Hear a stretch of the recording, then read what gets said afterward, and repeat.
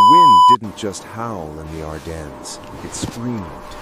It was December 1944, and the world was a white, frozen tomb. At Outpost 17, 32 men were waiting to die. They were frostbitten, out of ammunition, and pinned down by a German ghost unit, snipers who moved like smoke through the blizzard. Look at her go. Captain Miller sat in the crumbling remains of a stone farmhouse, his fingers too numb to feel the map. Little girl. When the heavy door creaked open, admitting a swirl of ice and a small cloaked figure, he didn't even look up. To the truck, little girl. I told the village no more supplies, Miller rasped. The roads are cut. Get out while you can. Yeah, come back crying to the truck, little girl. The figure pulled back a wool hood. It wasn't a village boy. It was a woman, perhaps 24, with eyes the color of flint. She carried a small leather satchel and wore a civilian coat that had seen better decades. "I'm not here with supplies, Captain," she said. Her voice was calm, disturbingly calm for a place where shells were landing every 10 minutes. "I'm here to see Sergeant Thomas." A young corporal in the corner let out a bitter, jagged laugh. "Thomas is in the cellar with a hole in his lung, sweetheart. You've come a long way to watch a man die. Go home. This is a soldier's graveyard." Annalise didn't flinch. She walked toward the cellar stairs. The men watched her with a mix of pity and mockery.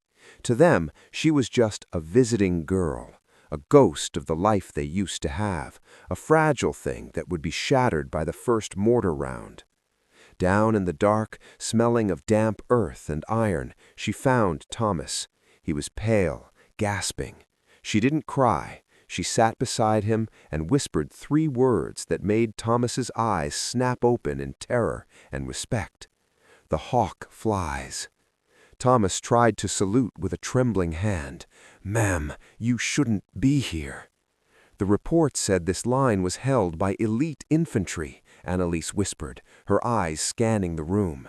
She noticed a discarded Springfield M1903 sniper rifle leaning against a crate.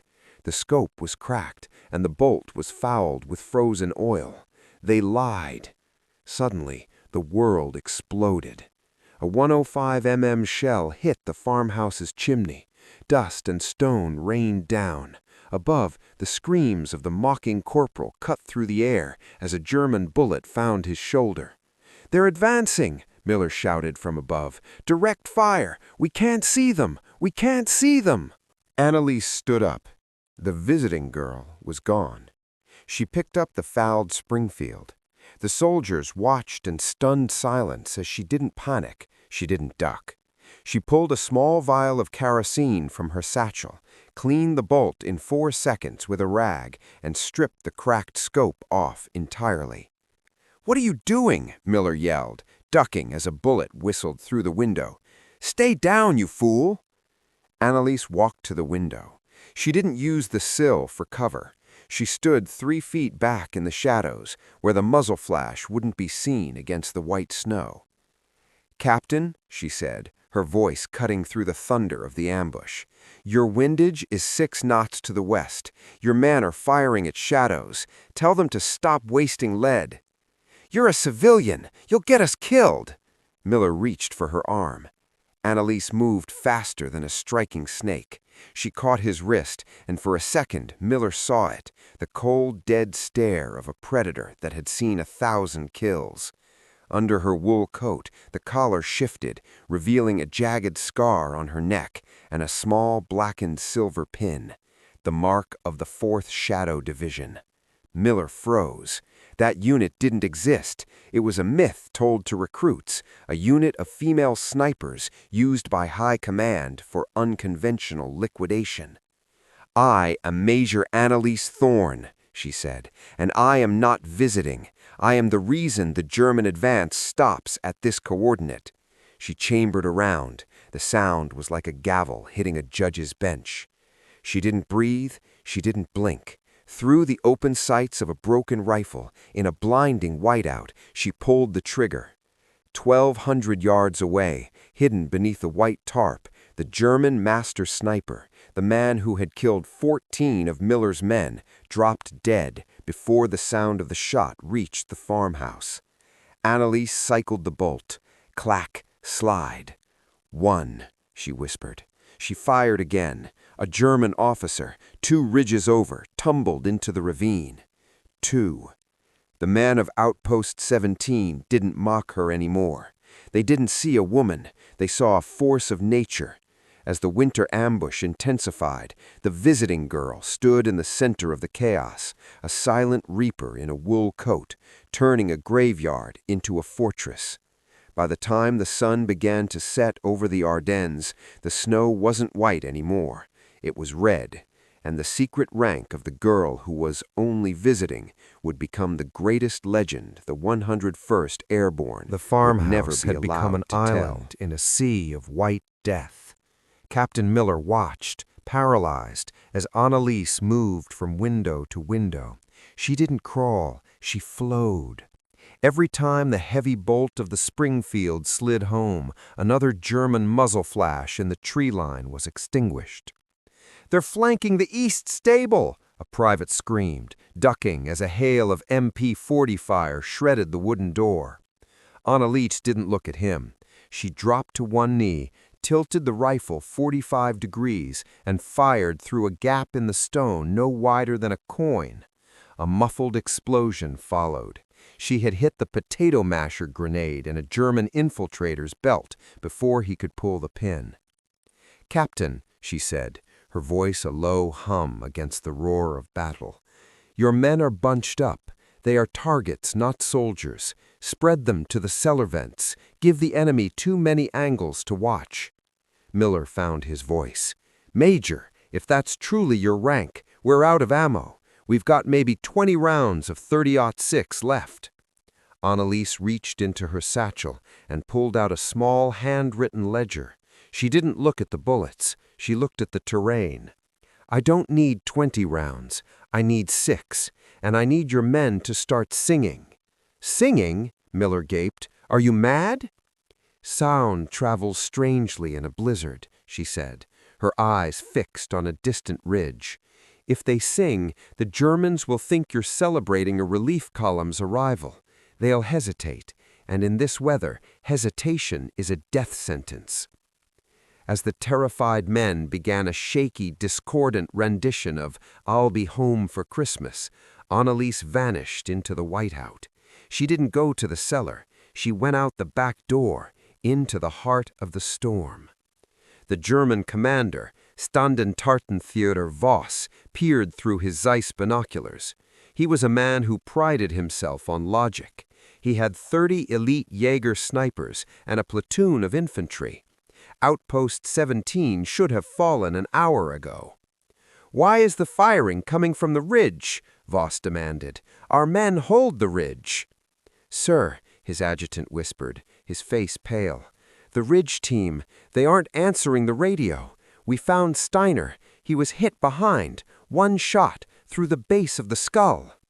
Voss felt a coldness that had nothing to do with the wind. A counterattack? The Americans are cowards in the snow.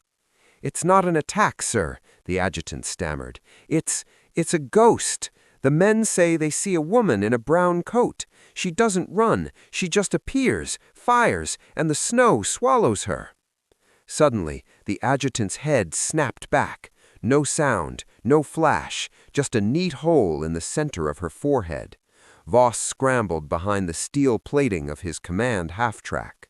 High above, perched in the frozen branches of a dead oak tree, Annalise wrapped her civilian scarf around the barrel of her rifle to mask the heat signature.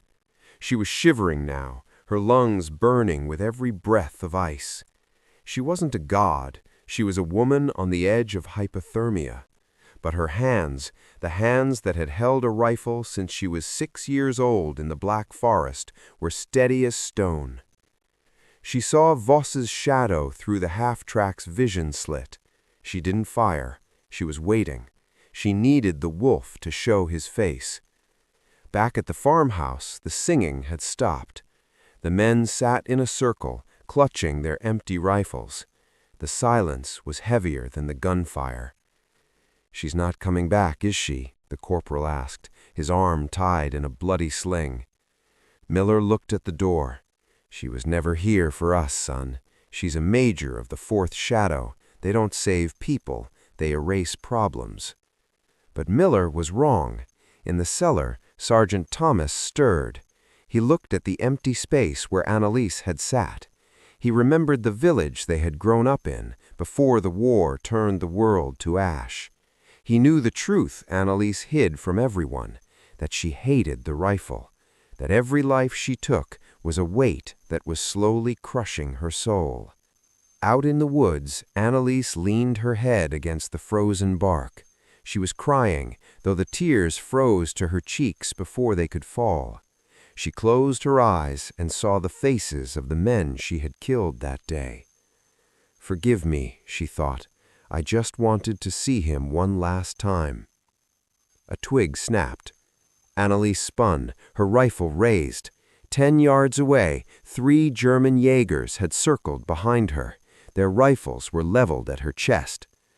"The Lady of Death," the lead German spat in broken English. "Voss wants your head on a bayonet." Annalise didn't raise her hands. She looked at the lead soldier with a pity that unnerved him. "You're shivering," she said softly. "Your finger is twitching on the trigger. You'll miss the heart." The German roared and lunged forward. Annalise didn't fire her rifle. It was too long for close quarters. Instead, she dropped, pulled a serrated combat knife from her boot, and moved with a lethality that was beautiful and horrific. In the dance of steel and snow, 2 Germans fell before they could scream. The 3rd fired. The bullet grazed Annalise's side, tearing through the wool coat and the secret major's insignia beneath. She stumbled, falling into the deep powder. The German stood over her, his Luger aimed at her face. "Now, ghost, die like a woman." Bang! The German collapsed, but the shot hadn't come from Annalise. Miller and his men stood at the edge of the clearing, their bayonets fixed, their faces grim. They had followed her tracks. They had found their courage in the shadow of her legend. Annalise stood up, clutching her side. Her brown coat was soaked in crimson. Voss and the remaining Germans, seeing the dead outpost rising to fight, broke rank and retreated into the fog. The ambush was over. As the sun broke through the clouds for the first time in a week, Miller approached her. He went to salute, but stopped. He saw the woman, not the rank.